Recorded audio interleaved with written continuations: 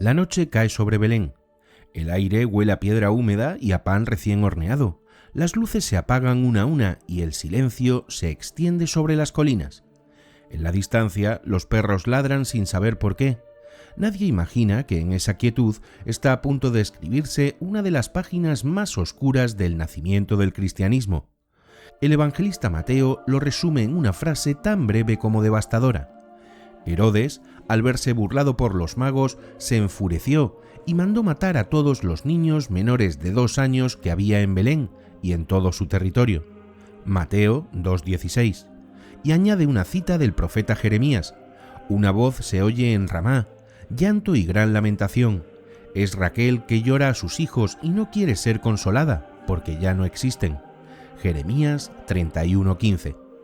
Durante más de 2 milenios, estas palabras han dado forma al 28 de diciembre, el Día de los Santos Inocentes. En algunos lugares se llora su muerte, en otros se ríe con juegos y bromas. Pero bajo la risa persiste una pregunta que nunca ha dejado de inquietar a teólogos e historiadores.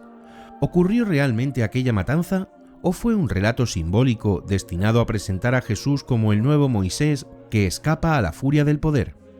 Los cronistas romanos y el propio Flavio Josefo, tan meticuloso al describir los crímenes de Herodes, no mencionan el suceso. Ese silencio ha generado un debate que aún continúa. ¿Inventó Mateo el episodio o narró un hecho tan local que pasó inadvertido? Cada hipótesis abre una puerta distinta, la de la fe, la de la crítica histórica y la de la memoria popular. Este viaje recorrerá esas 3 sendas. Comenzará en un texto antiguo, pasará por los pasillos del palacio de Herodes, mirará al cielo que guió a los magos, descenderá a la arqueología de Belén y alcanzará las plazas donde siglos después la risa y el recuerdo conviven cada 28 de diciembre. Porque como toda historia nacida del dolor, la del Día de los Santos Inocentes también habla de poder, miedo y redención.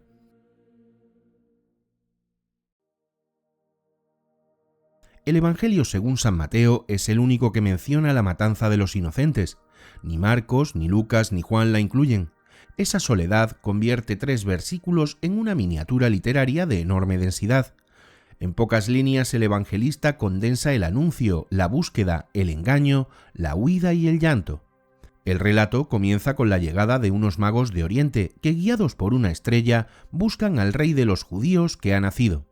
La noticia perturba a Herodes, un monarca acostumbrado a ver amenazas en cada sombra. Convoca a los sumos sacerdotes y escribas para averiguar el lugar exacto del nacimiento del Mesías. Ellos citan al profeta Miqueas: «Y tú, Belén, tierra de Judá, de ti saldrá un jefe que apacentará a mi pueblo Israel». Herodes finge devoción, pero su astucia ya ha comenzado a actuar.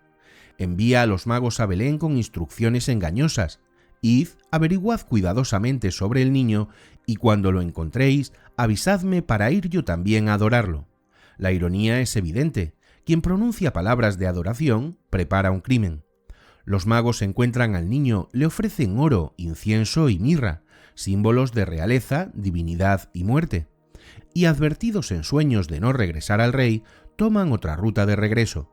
Entonces Herodes, al verse burlado, se enfurece y dicta la orden que marcará su nombre para siempre: matar a todos los niños varones menores de 2 años en Belén y sus alrededores. El evangelista no describe el horror ni el número de víctimas, no lo necesita. Bastan las palabras del profeta Jeremías: Raquel llora a sus hijos y no quiere ser consolada. Con esa cita, Mateo une la tragedia local con el destino de todo un pueblo. Raquel, madre de José y Benjamín, símbolo de Israel, se convierte en la voz de todas las madres. Su tumba, situada entre Jerusalén y Belén, hace que su llanto parezca brotar del mismo suelo donde ocurrió el drama. El texto cumple también una función teológica precisa. Mateo quiere presentar a Jesús como el nuevo Moisés. Así como el faraón ordenó matar a los niños hebreos y Moisés fue salvado de las aguas, Herodes repite el papel del tirano y Jesús el del niño que escapa. El paralelismo no es casual.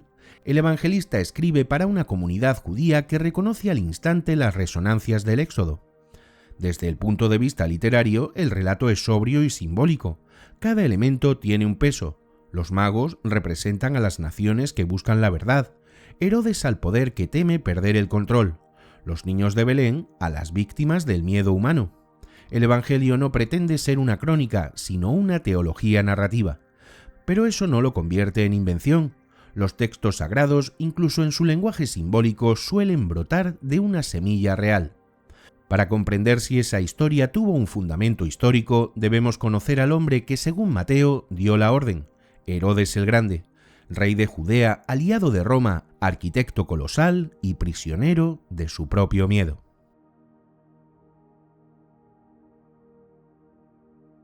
Jerusalén, siglo I a.C. Las columnas del palacio reflejan la luz de las antorchas y el aire está cargado de incienso y sospecha. En los patios interiores nadie duerme tranquilo. Allí reina Herodes el Grande, un hombre cuya vida parece escrita por la mano del poder y la desconfianza. Herodes no era judío de sangre pura. Su familia, originaria de Idumea, había adoptado el judaísmo por conveniencia política durante el siglo II a.C. Aquello marcó su destino. Para muchos nunca fue un rey legítimo. Supo compensar ese origen incierto con una astucia que rozaba el genio. Durante las guerras civiles romanas cambió de bando con habilidad. Primero sirvió a Marco Antonio y después, al percibir el viento del poder, se inclinó hacia Octavio, el futuro Augusto. Roma lo compensó con un título que sellaría su historia: Rex Indaeorum, rey de los judíos. Ese título, sin embargo, fue su condena. Le otorgaba gloria, pero también recordaba que su corona dependía de una potencia extranjera. Herodes gobernó entre dos mundos, el de un pueblo que lo despreciaba y el de un imperio que lo vigilaba, y esa tensión lo convirtió en un constructor obsesivo.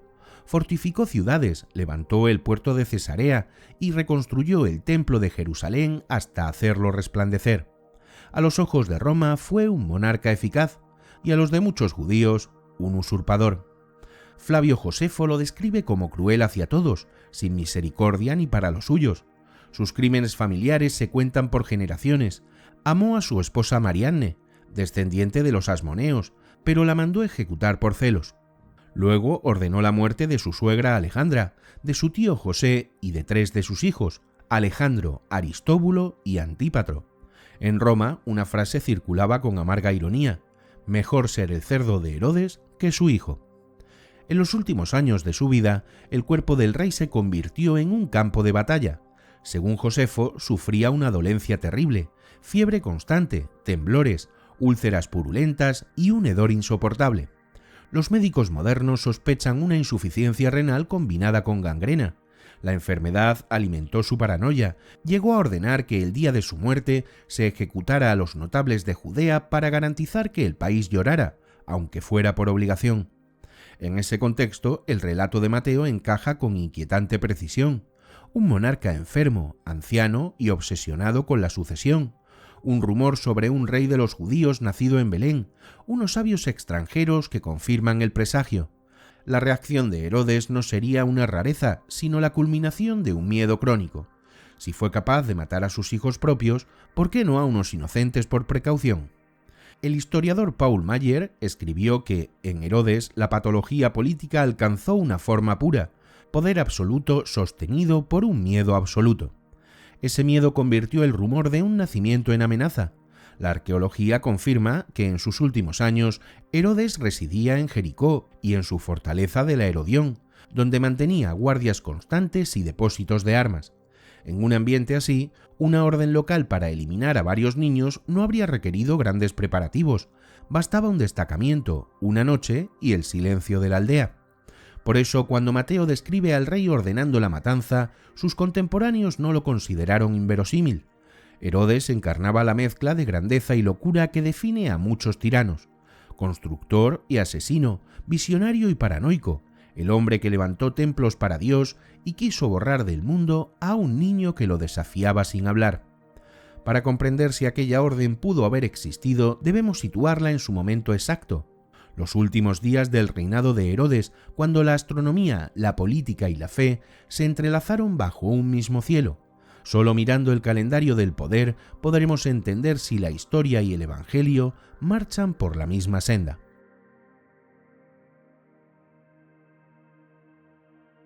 En los Evangelios, el tiempo avanza sin calendarios. No hay fechas ni relojes, solo el rumor de los acontecimientos. Sin embargo, entre esas líneas breves, los historiadores llevan siglos intentando resolver una de las preguntas más esquivas de la historia. ¿Cuándo nació realmente Jesús? El Evangelio de Mateo ofrece una pista esencial. El nacimiento tuvo lugar en tiempos del rey Herodes. Ese dato fija el primer límite cronológico. Jesús tuvo que venir al mundo antes de la muerte del monarca. Pero, ¿cuándo ocurrió exactamente? La principal fuente sobre el reinado de Herodes es Flavio Josefo, que relata con precisión su ascenso y su muerte. Según su testimonio, el rey falleció poco después de un eclipse lunar y antes de una Pascua judía. Durante siglos, los astrónomos identificaron ese eclipse con el del 13 de marzo del año 4 a.C., situando la muerte del rey en la primavera de ese mismo año. Si la datación es correcta, el nacimiento de Jesús habría ocurrido entre los años 6 y 4 a.C., es decir, paradójicamente antes de Cristo, debido a un error posterior en el cómputo del calendario. No todos los investigadores aceptan esta cronología. Autores como Jack Finnegan o Ernest L. Martin han propuesto que el eclipse descrito por Josefo podría ser el del 9 de enero del año 1 a.C. Alegan que el del 4 a.C. fue parcial y apenas visible en Judea, mientras que el del 1 a.C. fue total y más llamativo, encajando mejor con la descripción de un Herodes aún vivo varias semanas después del fenómeno. Si este último cálculo fuera correcto, Herodes habría muerto en el año 1 a.C. y Jesús habría nacido entre el 3 y 2 a.C. La astronomía también ha aportado su propia pista, inspirada en el relato de los magos y la famosa estrella de Belén. En el año 7 a.C. se produjo una triple conjunción de los planetas Júpiter y Saturno en la constelación de Piscis, un evento extremadamente raro que los astrónomos babilónicos registraron con fascinación. En la astronomía mesopotámica, Júpiter representaba a la realeza, Saturno al pueblo judío y Piscis la región de Siria-Palestina. Aquella coincidencia podía interpretarse como el anuncio del nacimiento de un rey de los judíos. Otros estudiosos han propuesto fenómenos alternativos. Las crónicas chinas de la dinastía Han mencionan una estrella huésped, probablemente una nova o supernova, visible durante 60 días hacia el año 5 a.C., justo en los últimos años del reinado de Herodes. Algunos incluso han sugerido el paso del cometa Halley, aunque su aparición en el 12 a.C. resulta demasiado temprana para coincidir con el relato. Sea cual fuera el fenómeno, lo cierto es que el cielo de aquellos años ofreció signos visibles. En una época en que los astros se interpretaban como mensajes divinos, no extraña que los magos de Oriente, sabios persas o babilónicos, vieran en aquella luz el anuncio de un nacimiento real. En su cultura, la astronomía y la teología no se oponían. El cosmos era el lenguaje de los dioses. Si aceptamos la fecha tradicional de la muerte de Herodes, 4 a.C., y la llegada de los magos poco antes, el nacimiento de Jesús habría ocurrido entre el 6 y el 5 a.C. En ese caso, el niño tendría apenas unos meses cuando los sabios lo visitaron y menos de 2 años cuando el rey ordenó la matanza.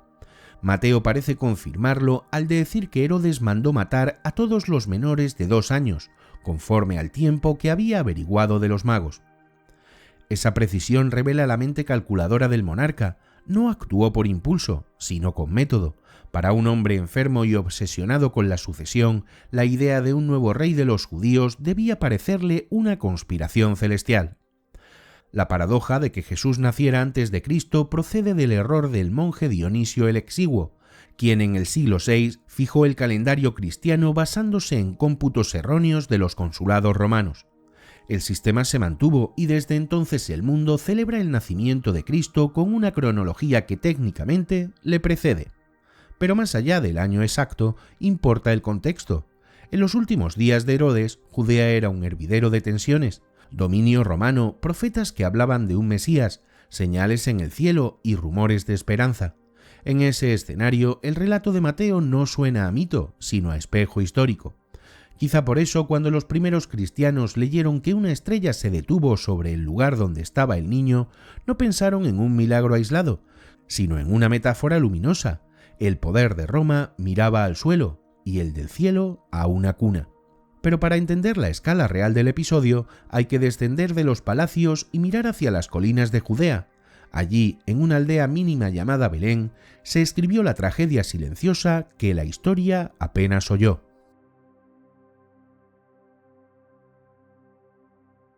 Hoy en día el nombre de Belén evoca pesebres y luces navideñas, pero en tiempos de Herodes era apenas una humilde aldea en las colinas de Judea. Situada a unos 8 kilómetros al sur de Jerusalén, su vida giraba en torno al pastoreo, el cultivo de olivos y la molienda del trigo. Desde sus terrazas escalonadas se divisaban los campos pedregosos donde los campesinos trabajaban con azadas de hierro y los rebaños buscaban pasto entre los valles. No había murallas ni plazas, solo casas de piedra caliza con techos planos y calles estrechas que serpenteaban entre cisternas y corrales. La arqueología confirma esa imagen. Excavaciones recientes han hallado restos de viviendas del siglo I a.C., molinos manuales, lámparas de aceite, cerámicas y tumbas excavadas en la roca. Todo apunta a una población de entre 300 y 1000 habitantes, dedicados casi por completo a la agricultura. Las familias vivían de lo justo, la riqueza se medía en ánforas de aceite o cabezas de ganado. Belén no era un lugar de poder, sino de supervivencia. En una comunidad así, el número de niños menores de 2 años habría sido muy reducido. Los estudiosos demográficos del periodo herodiano, basados en censos rurales de Siria y Egipto, estiman que representaban de un 3 a un 5% de la población total.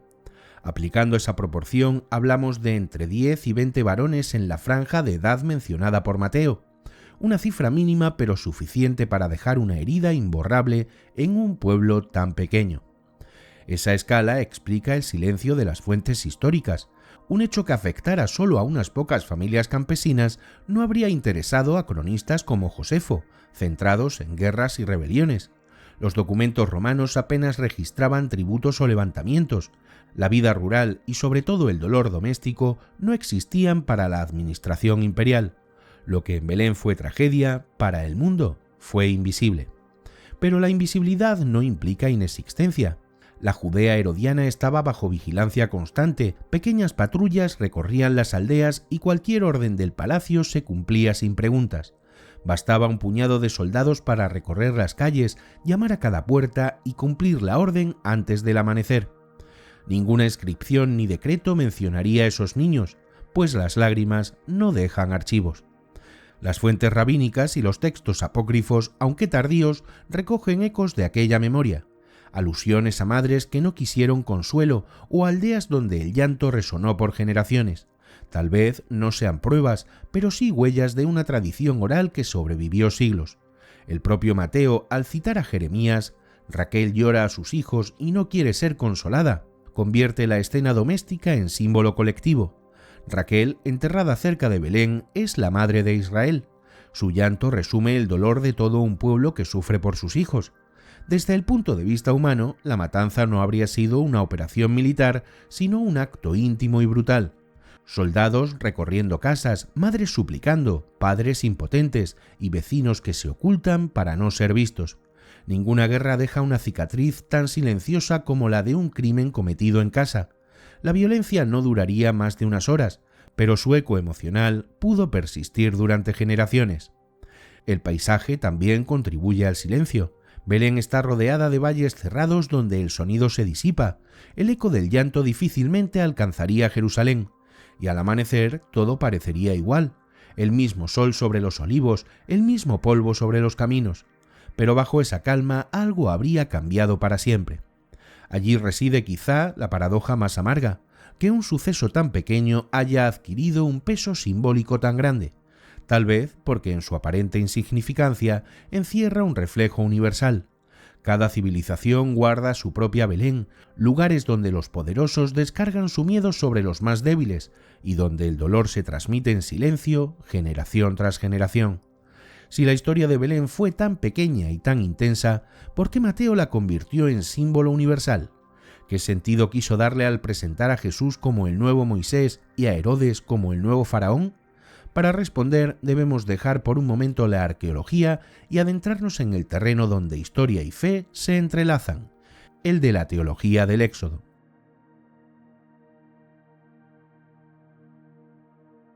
La historia a veces se escribe tanto con palabras como con silencios. y uno de los enigmas más persistentes del relato de los inocentes es precisamente lo que nadie dijo. Ningún cronista antiguo fuera de Mateo menciona la matanza, ni los historiadores romanos, ni los autores judíos, ni siquiera Flavio Josefo, que describió con minuciosidad los crímenes de Herodes. Ese vacío documental ha sido durante siglos un campo de batalla entre teólogos e historiadores. Josefo escribió su obra casi un siglo después de los hechos, bajo la protección de Roma y con un propósito político: presentar al pueblo judío ante el mundo romano como una nación civilizada, no fanática. En ese marco, retrata a Herodes como un tirano temido y eficaz, mezcla de constructor visionario y déspota paranoico. Narra ejecuciones, purgas familiares y rebeliones sofocadas con crueldad, pero de Belén ni una sola palabra. ¿Por qué? Algunos sostienen que si un suceso así hubiera ocurrido, Josefo no habría podido ignorarlo. Otros recuerdan que Belén era una aldea sin relevancia política y que la muerte de una veintena de niños no podía competir con los grandes episodios de su obra: guerras, intrigas palaciegas y masacres de cientos de personas. Además, escribía bajo supervisión imperial. Mencionar un infanticidio ordenado por un rey cliente de Roma habría sido resultado incómodo para sus protectores. Durante la Edad Media, ese silencio se interpretó teológicamente, no como ausencia de hechos, sino como signo del misterio divino. Los padres de la Iglesia decían que solo Mateo debía contarlo, para que la historia se revelara no a los sabios del mundo, sino a quienes leen con fe. San Agustín resumió la idea en una frase: el poder del mundo mata los cuerpos, pero el poder de la fe resucita las almas. Los niños muertos eran los primeros mártires, testigos del reino antes de poder hablar. Con el Renacimiento la mirada cambió. Humanistas como Joseph Scaliger o Richard Simon comenzaron a leer el texto como relato simbólico. En el siglo XIX, la exégesis moderna defendió que la matanza era una construcción literaria inspirada en el libro del Éxodo, donde el faraón ordena matar a los recién nacidos hebreos. Mateo habría querido presentar a Jesús como el nuevo Moisés, el niño salvado del decreto del tirano, portador de una liberación espiritual.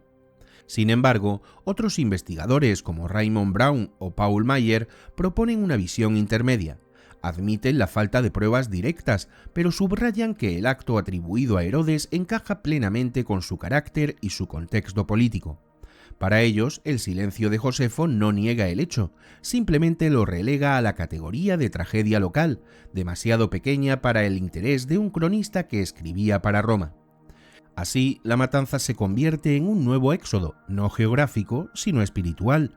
La huida a Egipto no es solo escapatoria física, sino que es el regreso simbólico al país de la esclavitud, desde donde comenzará una redención. El niño perseguido encarna al pueblo que busca liberarse del miedo. En la estructura del Evangelio, este pasaje anuncia desde el principio que la luz de Cristo solo puede nacer en medio de las tinieblas. Por eso Mateo no habla de un triunfo político, sino de un signo. El poder mata, la fe salva. El miedo destruye, pero la inocencia resiste. Incluso la crítica moderna más escéptica reconoce la fuerza moral del relato. Más allá de su historicidad, la matanza de Belén sobrevive porque toca un nervio universal: la fragilidad del inocente frente al poder. Es una historia que se repite bajo 1000 nombres, en cada época y en cada tiranía. Pero si el Evangelio transformó el horror en símbolo, la Iglesia lo convirtió en memoria. Con el paso de los siglos, aquellas pocas líneas se volvieron liturgia, canto y fecha. Así nació una de las conmemoraciones más antiguas del cristianismo: la fiesta de los santos inocentes.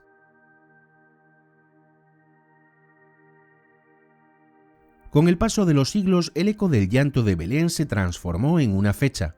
La Iglesia primitiva, aún marcada por las persecuciones, comprendió que aquellos niños muertos por orden de Herodes no eran una nota marginal del Evangelio, sino una imagen de su propia identidad: inocentes perseguidos por un poder que no entendía su fe. En ellos vio a los primeros mártires, los que dieron su vida por Cristo antes incluso de poder pronunciar su nombre. El culto a los inocentes nació muy pronto. En los siglos II y III ya aparecen alusiones a su conmemoración en comunidades de Siria y Egipto. Los primeros martirólogos, listados de santos y mártires, los mencionan junto a Esteban y Juan, formando una secuencia simbólica. El 26 de diciembre se honra al primer mártir consciente, San Esteban, el 27 al testigo del amor, San Juan Evangelista, y el 28 a los mártires inconscientes, los santos inocentes. 3 días que resumen la esencia del cristianismo naciente, la fe, el amor y la pureza. En Oriente, su fiesta se celebraba inicialmente el 29 de diciembre, mientras que en Occidente se fijó el 28, dentro del ciclo navideño. Las liturgias más antiguas del rito romano conservan himnos y oraciones dedicadas a ellos. Uno de los más conmovedores aparece en el Sacramentario Leoniano, del siglo V. No lloramos a los niños muertos, sino que celebramos a los niños coronados, porque quienes no pudieron hablar ya confiesan a Cristo con su sangre. También el obispo Cuolbuldeos de Cartago, discípulo de San Agustín, escribió hacia el año 430. Herodes, al querer matar al que habría de reinar, se convirtió en instrumento del designio que quiso impedir. Los niños que mueren por Cristo, sin saberlo, confiesan a Cristo. Estos textos muestran que desde el principio la Iglesia no vio la matanza como derrota, sino como victoria espiritual. Los más pequeños alcanzaban el cielo sin haber pecado, convirtiéndose en símbolo de redención. Durante la Edad Media, la fiesta se consolidó en todo el occidente cristiano. El martirologio jeronimiano del siglo VI ya registra su celebración universal. En los monasterios se cantaban responsorios basados en el lamento de Jeremías. Una voz se oye en Ramá, llanto y gran lamentación. Los coros reproducían el llanto de Raquel en tonos alternos. Las voces agudas de los niños respondían a las graves de los adultos, creando un dramatismo que buscaba conmover el alma de los fieles. El simbolismo litúrgico era claro: el dolor y la alegría debían convivir. En medio de la Navidad, la Iglesia recordaba que la luz del mundo había nacido entre tinieblas. El color de las vestiduras variaba según la tradición.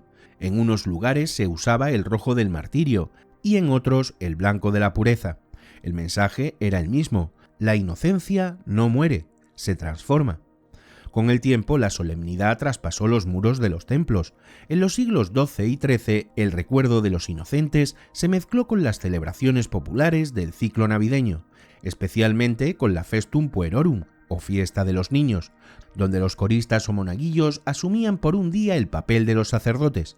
En las catedrales de París, Salisbury o León se elegía un obispo niño que presidía la misa simbólica entre cantos y risas. Aquella inversión de papeles, ingenua y teatral, recordaba que el reino de los cielos pertenece a los pequeños.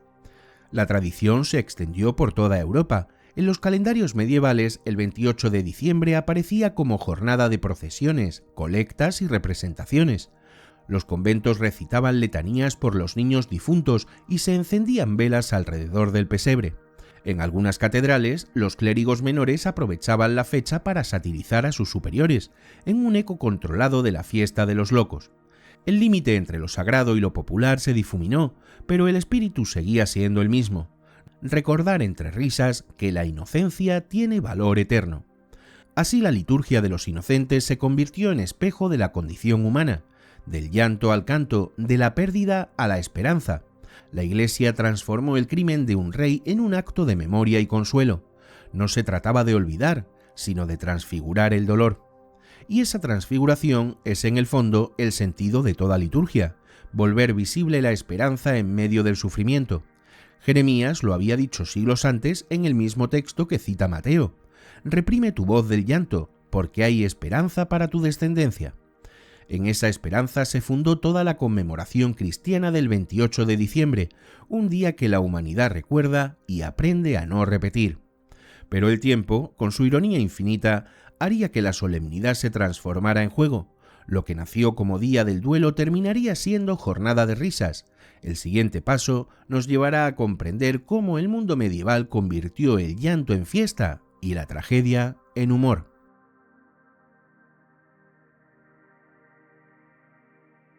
La historia tiene un talento inquietante para transformar el dolor en costumbre y la tragedia en rito. Pocas fechas lo demuestran mejor que el Día de los Santos Inocentes. Lo que nació como un acto de duelo terminó siglos después siendo una jornada de bromas, máscaras y risas. Entre Belén y las plazas medievales se extiende un mismo hilo invisible: la necesidad humana de convertir el miedo en celebración.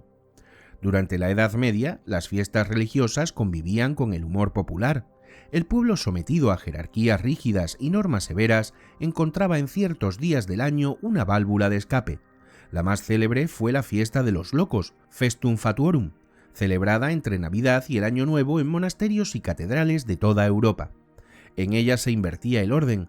Los monaguillos elegían a un obispo niño u obispo de los locos que presidía la comunidad por un día, mientras los clérigos parodiaban ceremonias y cantos sagrados. La risa, aunque irreverente, se toleraba como recordatorio de que el poder humano es efímero. El teólogo Hugo San de Víctor llegó a decir en el siglo XII que la risa es un descanso del alma, mientras que moralistas como Pedro Damián la condenaban por distraer del recogimiento. Esa tensión entre libertad y control acompañó toda la Edad Media. La Iglesia intentaba contener el desborde festivo, pero el pueblo seguía riendo. En muchos monasterios, las normas prohibían las carcajadas durante el Adviento, pero permitían una sonrisa en el corazón el Día de los Inocentes. Era una forma de reconocer que incluso la fe necesita un respiro. El historiador Jacques Le Goff señala que este tipo de celebraciones formaban parte del calendario de la subversión controlada, días en los que el pueblo podía desahogar sus tensiones antes de volver al orden. Con el tiempo, algunas diócesis comenzaron a prohibir las parodias dentro de los templos, temerosas de que el humor terminara suplantando al rito. Pero ya era tarde. El espíritu de la risa había salido de los claustros y se había instalado en las calles. En ese contexto, el Día de los Inocentes se unió a esa corriente de inversión simbólica. El contraste entre la pureza infantil y la burla ritual resultó irresistible. Lo que la Iglesia había concebido como jornada de duelo se transformó en un día de libertad controlada, donde la risa servía como espejo de la fe. Con el tiempo, el humor se expandió hacia el arte y el teatro popular. En los mercados medievales se representaban los misterios de los inocentes, pequeñas farsas donde el pueblo reinterpretaba la Biblia con acento local. Herodes era el señor feudal, los soldados eran recaudadores de impuestos y las madres de Belén eran las mujeres del barrio.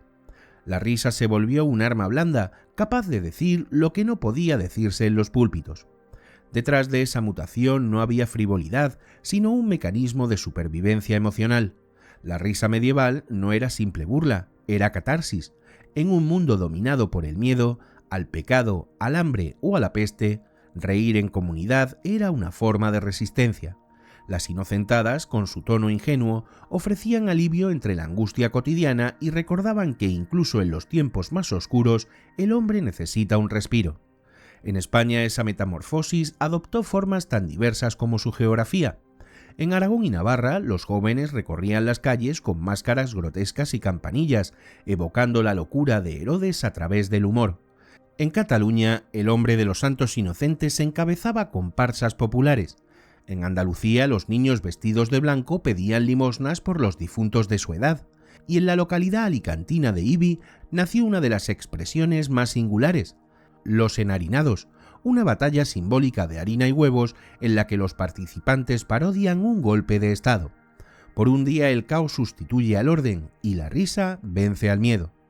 El antropólogo francés Jean Dubignon describió estas fiestas como zonas francas del espíritu, espacios donde el pueblo podía decir lo que normalmente callaba. Durante unas horas el orden se invertía, los pobres se burlaban de los ricos, los jóvenes de los ancianos y los subordinados de los superiores. La risa se convertía en un lenguaje político, una forma de libertad simbólica. El espíritu de la risa sobrevivió incluso cuando la modernidad intentó borrar las fiestas populares. En el siglo XIX, cuando el racionalismo redujo el calendario a una sucesión de días laborales, el 28 de diciembre resistió.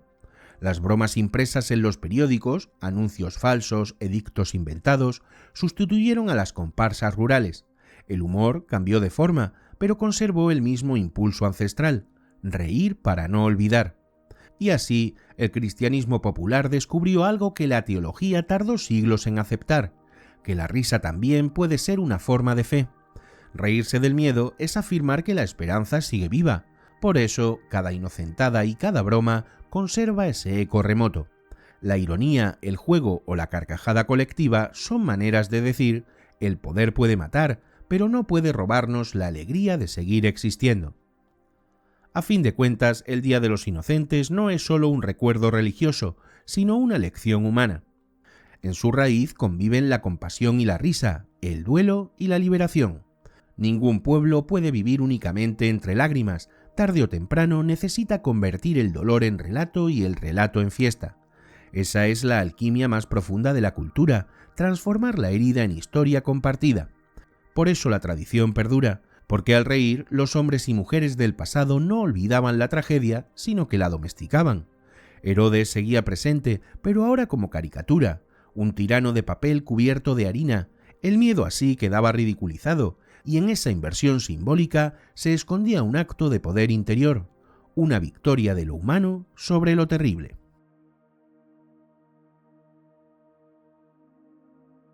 Después de siglos estudiando, la pregunta sigue abierta. ¿Ocurrió realmente la matanza de los inocentes? El Evangelio de Mateo es la única fuente que la menciona, y su brevedad contrasta con el impacto que ha tenido en la conciencia colectiva. Desde los primeros comentaristas hasta los historiadores contemporáneos, el debate ha oscilado entre tres grandes interpretaciones: la histórica, la simbólica y la mixta. La primera sostiene que el relato describe un hecho real, aunque de alcance limitado. Herodes, enfermo y paranoico, había demostrado sobradamente su capacidad para la crueldad. Flavio Josefo documenta numerosos asesinatos ordenados por él, incluso los 3 de sus hijos. En ese contexto, la muerte de unos pocos niños campesinos en Belén no habría resultado increíble. Autores como John Meyer o Paul Mayer argumentan que el episodio encaja con el perfil psicológico del monarca y con la costumbre romana de sofocar cualquier amenaza. El silencio de las fuentes, sostienen, no sería negación, sino un reflejo del desinterés por los sufrimientos rurales.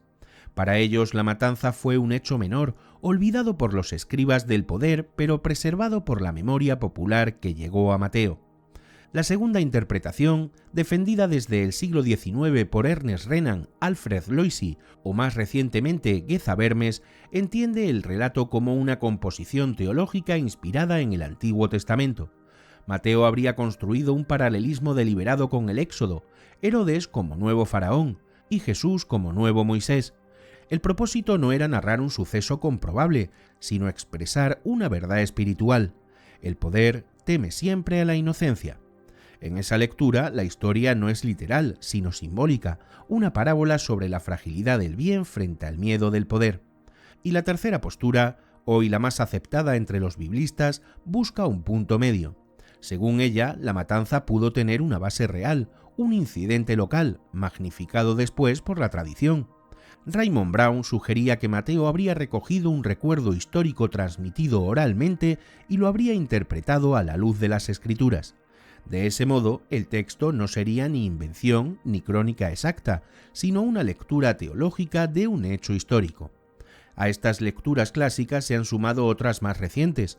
Algunos investigadores, como Richard Vaughan o Craig Blomberg, han propuesto que el relato responde al modo de escribir de los antiguos historiadores semíticos, donde lo simbólico y lo real no se excluyen, sino que se complementan. En esa lógica, un acontecimiento podía ser real y al mismo tiempo tener un valor alegórico.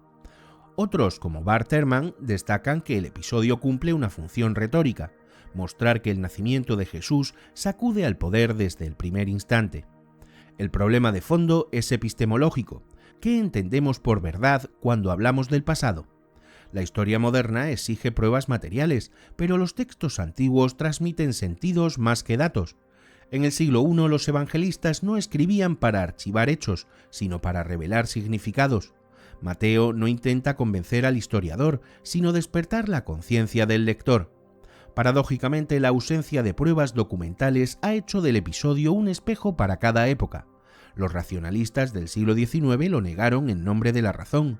Los creyentes lo defendieron como signo de la fe. Los humanistas modernos lo reinterpretan como parábola moral. Y mientras tanto, el llanto de Raquel sigue resonando como un eco arquetípico, sin necesidad de archivos. En el siglo XX, teólogos como Joseph Ratzinger, más tarde Benedicto XVI, insistieron en que la fe y la historia no son enemigas, sino lenguajes distintos. El Evangelio, escribió, no se propone narrar la historia como la entendemos nosotros, sino mostrar el sentido último de la historia. En ese marco, la matanza de Belén representa algo más que un crimen antiguo, la condición humana frente al miedo. Más allá del debate, la figura de Herodes actúa como nexo entre historia y mito. No hay duda de su existencia ni de su crueldad. Josefo, Nicolás de Damasco y los textos romanos coinciden en retratarlo como un hombre capaz de todo para conservar el poder. En ese sentido, el relato de Mateo no inventa el mal, lo concentra y lo convierte en símbolo. Tal vez por eso, la matanza de los inocentes sobrevive incluso en una era que duda de todo. Su fuerza no depende de la arqueología, sino de su capacidad para hablarnos de cada tiempo. La pregunta ¿ocurrió realmente? Puede ser menos importante que otra, mucho más incómoda. ¿Sigue ocurriendo?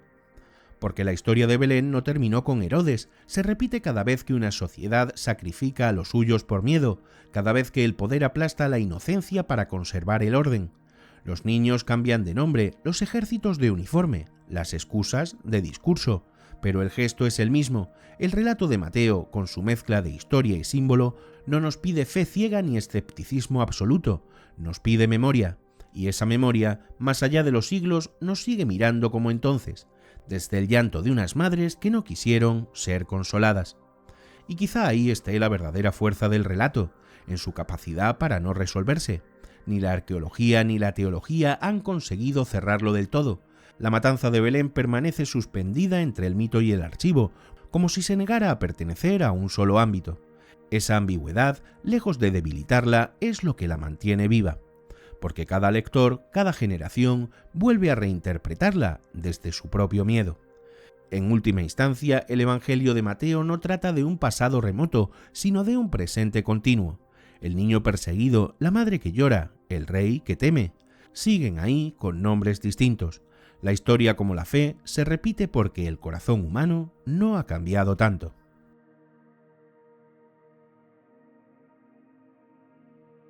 Muchas veces la historia no se recuerda por lo que se escribió, sino por lo que se pintó, se cantó o se esculpió. La matanza de los inocentes, narrada en apenas 3 versículos, se convirtió en uno de los temas más desgarradores del arte cristiano. Allí donde la palabra callaba, la imagen habló. Las primeras representaciones aparecen ya en el siglo IV, en sarcófagos y frescos paleocristianos, poco después de que el cristianismo saliera de la clandestinidad. En ellos el nacimiento y la matanza se muestran juntos, como 2 escenas inseparables del mismo misterio, la luz y la sombra, la esperanza y el miedo. En los mosaicos bizantinos del siglo V, como los de Santa María la Mayor en Roma, la matanza se representa con solemnidad iriática.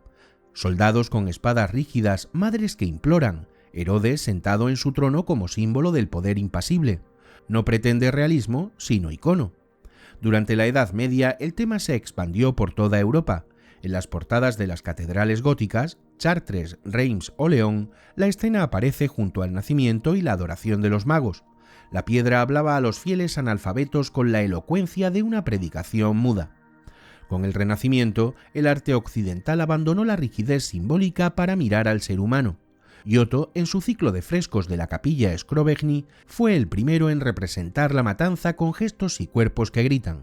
Las madres se aferran a sus hijos, los soldados tiran de ellos con violencia, y la tensión dramática se hace casi física. Giotto no narra, hace vivirlo.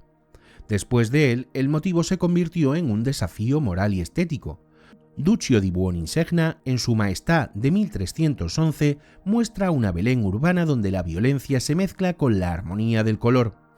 Poussin, en el siglo XVII, la trató como una tragedia clásica, equilibrio y horror contenido, pero fue Rubens quien llevó el tema a su extremo. En su lienzo La matanza de los inocentes de 1612, hoy en Viena, la escena estalla en movimiento. Cuerpos entrelazados, sangre, madres arrojadas al suelo y niños arrancados de los brazos. La pintura, más que representar, sacude. En España la mirada tomó otro camino. Murillo, con su ternura habitual, evitó la violencia explícita para centrarse en la emoción. Madres llorando en silencio, rostros bañados por una luz que insinúa consuelo. En sus manos, la tragedia se convierte en plegaria. Siglos después, Goya retomó el eco de Belén en los desastres de la guerra. Sus mujeres que protegen a sus hijos son herederas directas de las madres de Judea. sin teología, pero con la misma verdad. El arte a través de los siglos convirtió aquella historia en una metáfora universal, la inocencia perseguida por el poder. Ningún espectador necesitaba creer para comprender el mensaje, bastaba mirar. La música también conservó esa memoria. En los monasterios medievales se cantaban responsos dedicados a los inocentes. Uno de los más antiguos, Vox in Rama, probablemente del siglo XIII, ponía en melodía las palabras de Jeremías: una voz se oye en Ramá, llanto y gran lamentación. Las voces se elevaban lentamente, imitando un sollozo que parecía recorrer la iglesia. No pretendían consolar, sino recordar. En el barroco, el tema inspiró obras corales y misas conmovedoras, pero fue en el siglo XIX cuando la tragedia adquirió forma sinfónica con Héctor Berlioz. Su oratorio L'Enfance du Christ de 1854 no describe la matanza, sino su consecuencia, la huida a Egipto. En su música hay ternura, miedo y esperanza, un retrato sonoro de la humanidad temblando ante el poder. En el siglo XX, compositores como Britten, Penderecki o Arvo Pärt retomaron el motivo en clase pacifista. Sus obras, marcadas por las guerras mundiales, releyeron la tragedia de Belén como símbolo de los niños de todas las guerras modernas. En ese diálogo entre siglos, la matanza deja de ser un episodio bíblico para convertirse en un himno silencioso por las víctimas del mundo. El arte y la música lograron lo que los cronistas no pudieron: mantener vivo el eco de un llanto que atraviesa el tiempo. Imagen y sonido se convirtieron en testigos del alma humana. Frente a un cuadro de Rubens o al canto del Vox in Rama, uno no contempla el pasado, lo escucha. Y en ese eco se revela una paradoja: donde la historia duda, el arte cree. Allí donde faltan documentos, la belleza actúa como memoria. La matanza de los inocentes no sobrevive porque se demuestre, sino porque se siente. El arte no solo preservó el recuerdo, sino que moldeó nuestra manera de mirar el dolor. Cada pintor, cada escultor añadió una capa de compasión al horror inicial. Y en esa reinterpretación, la violencia se transformó en mensaje moral. Lo que en la historia fue tragedia, en la pintura se volvió advertencia. En los siglos XX y XXI, el eco de Belén continuó apareciendo en formas inesperadas. El cine, la fotografía y la literatura moderna han retomado la figura del niño inocente como símbolo universal de las víctimas de la violencia, desde los versos de Eliot hasta las películas de Pasolini o Tarkovsky. El motivo bíblico reaparece una y otra vez, recordando que la pureza sigue siendo lo más vulnerable. Incluso fuera del ámbito religioso, artistas contemporáneos como Alsen Kiefer o Jan Plensa han reinterpretado el llanto de Raquel en clave de memoria colectiva. Instalaciones de luz, esculturas de niños suspendidos o murales de nombres borrados son en el fondo nuevas versiones del mismo grito. Belén ya no es un lugar, sino un símbolo universal, el punto donde el arte se niega a olvidar. Quizá por eso cuando en un museo o en una iglesia vemos a una madre abrazando a su hijo en mármol, no solo contemplamos una obra de arte, escuchamos el eco de todas las madres desde Belén hasta hoy. El arte sigue diciendo lo que los siglos no pudieron callar, que la inocencia, aunque frágil, siempre deja huella.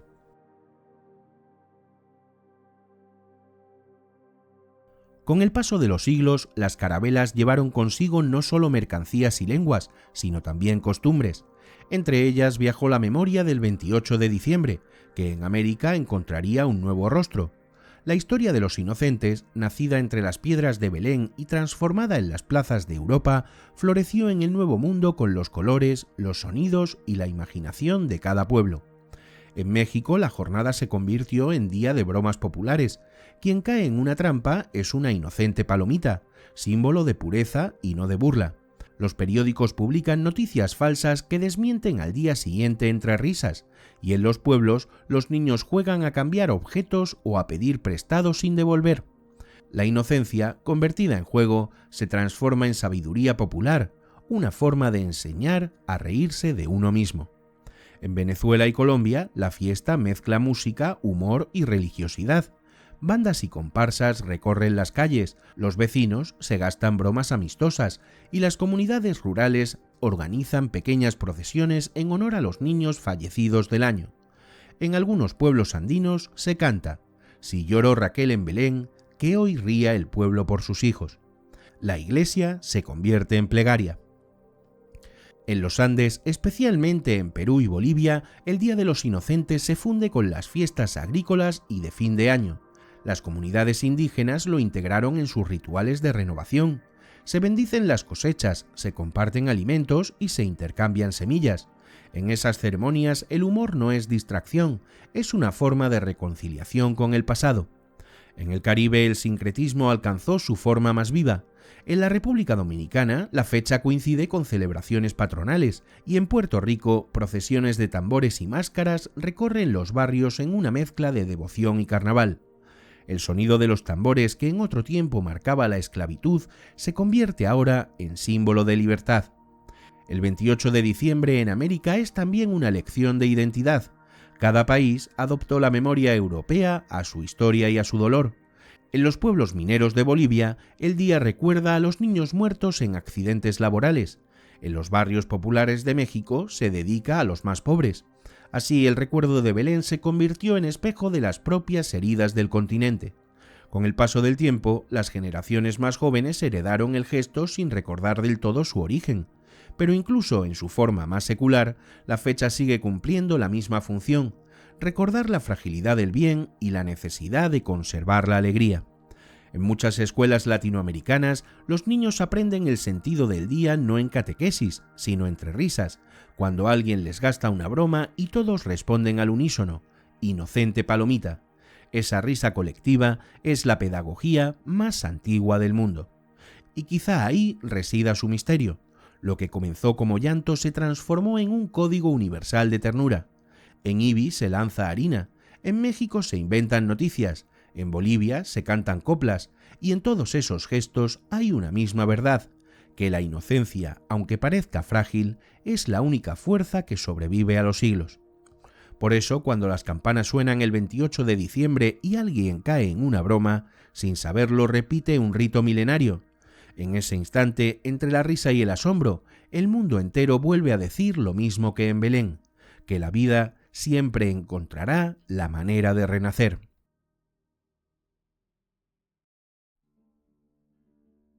Han pasado más de 2000 años desde que Mateo escribió sus breves líneas sobre la matanza de Belén.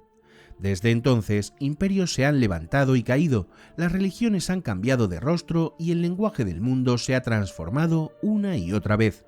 Sin embargo, aquellas pocas frases siguen interpelándonos, no solo por lo que cuentan, sino por lo que revelan: la eterna tensión entre el poder y la inocencia.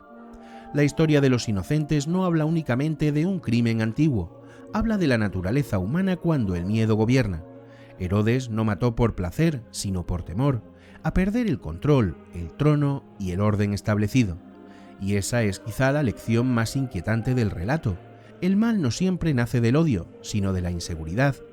La violencia suele ser la máscara del miedo, y en ese sentido Herodes no es un monstruo aislado, sino un espejo en el que cada época se reconoce. Cada vez que una sociedad elimina lo frágil por considerarlo inútil, cada vez que desprecia la ternura o ridiculiza la compasión, el eco de Belén vuelve a sonar. La historia se repite en las guerras, en los exilios, en los niños que mueren de hambre o cruzan fronteras sin nombre. No hacen falta espadas ni decretos, basta la indiferencia.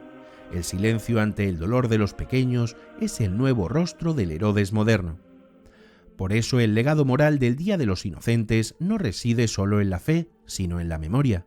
Recordar a los niños de Belén es recordar lo que somos capaces de hacer cuando tememos al cambio o al amor, pero también es recordar lo que todavía podemos elegir: proteger, cuidar y escuchar.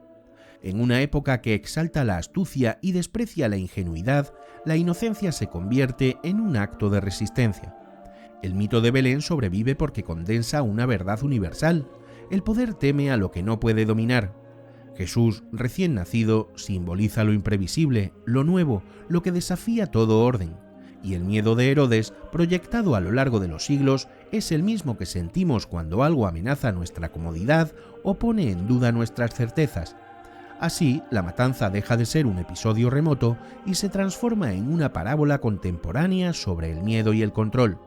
Pero el relato también contiene una esperanza. Herodes murió devorado por su paranoia. Su poder tan temido se disolvió en la arena. En cambio, la historia del niño sobrevivió, cruzó lenguas y continentes, inspiró arte, fe y compasión. Es la paradoja del bien, parece débil, pero perdura más que la fuerza. Lo frágil vence porque resiste sin imponerse.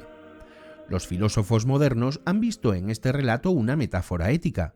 Hannah Arendt, al analizar el totalitarismo, escribió que el mal absoluto no destruye por placer, sino para impedir el nacimiento de algo nuevo. Esa idea podría aplicarse a Herodes. En cada época la verdadera amenaza para el poder no es la fuerza contraria, sino la inocencia que no obedece las reglas del miedo. En un mundo saturado de información y vacío de empatía, la palabra inocencia parece ingenua. Y sin embargo, es lo que más necesitamos, no la inocencia del desconocimiento, sino la de la mirada limpia, la que no se acostumbra al dolor ni a la injusticia. Ser inocente hoy es negarse a aceptar que el mal sea inevitable. El 28 de diciembre, entre risas y bromas, el calendario nos ofrece sin saberlo una lección de ética. Recordar a los inocentes es recordar a todos los que no tienen voz, los niños de la guerra, los explotados, los olvidados. Pero también es una invitación a no perder nuestra propia capacidad de asombro. La inocencia no es debilidad, es una forma de lucidez que el mundo intenta sofocar. El verdadero milagro del relato no es que un ángel avisara a José para huir, sino que aquella historia, tan breve y tan incierta, haya sobrevivido durante siglos. Sobrevive porque habla de algo que sigue ocurriendo, la lucha entre el miedo y la compasión. Y porque nos recuerda que la historia de la humanidad no se escribe solo con guerras y coronas, sino también con los gestos que nadie registra. Una madre que protege, un niño que ríe o un hombre que elige no obedecer al miedo. Quizá en el fondo eso sea lo que Mateo quiso transmitir, que el poder siempre pasa, pero la inocencia permanece, que los imperios se derrumban, pero el eco de una cuna en Belén aún puede iluminar la oscuridad, y que cada generación está llamada a decidir de qué lado quiere estar, del miedo que mata o de la esperanza que protege. Y así el viaje regresa al lugar donde todo comenzó, de los palacios de Jerusalén a las plazas de Ibi, de las catedrales de Roma a las calles de México.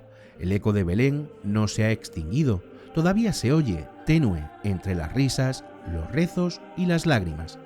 Es el momento de volver allí, a esa colina que vio nacer al miedo y a la esperanza, para escuchar una vez más el llanto de Raquel.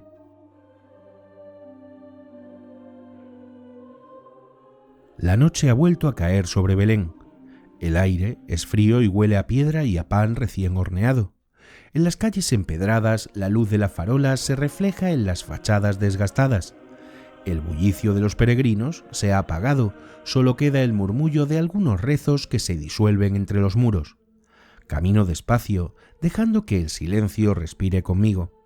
Frente a mí se levanta la Basílica de la Natividad, construida sobre la cueva donde, según la tradición, nació Jesús. La piedra está gastada por los siglos y por las manos de millones de personas que han tocado este mismo umbral. Dentro, las lámparas de aceite arden como luciérnagas inmóviles, proyectando sombras que parecen moverse con vida propia. Todo huele a cera, a incienso y a tiempo detenido. Desciendo los peldaños que llevan a la gruta, el aire cambia, se vuelve más cálido, más denso. En el suelo, una estrella de plata marca el lugar donde dicen comenzó la historia. A unos metros, una lámpara perpetua arde junto al altar de los inocentes. Nadie mira, pero su luz parece contener todas las demás. Me detengo allí, escucho, y no hay voces, solo el rumor de la piedra. Pienso en las madres que lloraron en esta misma colina hace 20 siglos, sin comprender por qué. En Herodes, en su miedo y en su soledad. En Mateo, que escribió con dolor y esperanza. En los siglos que siguieron, llenos de arte, de rezos y de risas. Y entiendo que esta historia, por encima de toda creencia o duda, ha sobrevivido porque toca algo que todos reconocemos: el miedo del poder ante la pureza y la fuerza silenciosa de la inocencia. Desde una capilla cercana llega un coro infantil que ensaya para la misa del amanecer. Las voces se elevan, limpias, sin esfuerzo, como si el aire mismo las sostuviera. Escucharlas aquí es como oír la respuesta del tiempo. Donde hubo llanto, ahora hay canto. Donde hubo muerte, hay memoria. El dolor se ha transformado en sonido y el silencio en plegaria. Salgo al exterior, La ciudad duerme bajo un cielo de plata. Las luces de los barrios cercanos titilan como brasas confundidas con las estrellas. El viento sopla entre los olivos y arrastra el eco de las campanas. Me detengo un instante y pienso en la lección que deja este lugar. Los poderosos pasan, pero los inocentes permanecen. Belén, tan pequeña en los mapas, contiene todo el misterio del mundo. Aquí el poder fue miedo y la fragilidad se volvió esperanza. Aquí la historia recordó que no hay fuerza mayor que la compasión. Camino de regreso por las calles vacías. Mis pasos resuenan en el empedrado y el sonido se mezcla con las voces que aún habitan el aire. En cada esquina siento que la piedra respira, que la memoria no duerme. Cierro los ojos, escucho el viento y entre susurros creo oír una voz antigua. Raquel llora a sus hijos y no quiere ser consolada. Pero ahora su llanto ya no suena a desesperación, suena a recuerdo, a advertencia y a promesa. El fuego sigue encendido y mientras la noche se cierra sobre la colina, entiendo que la verdadera victoria de aquellos niños no fue sobrevivir, sino seguir iluminando el mundo desde su silencio. Porque hay cosas que la muerte no puede tocar, y una de ellas, quizá la más frágil y también la más fuerte, es la inocencia.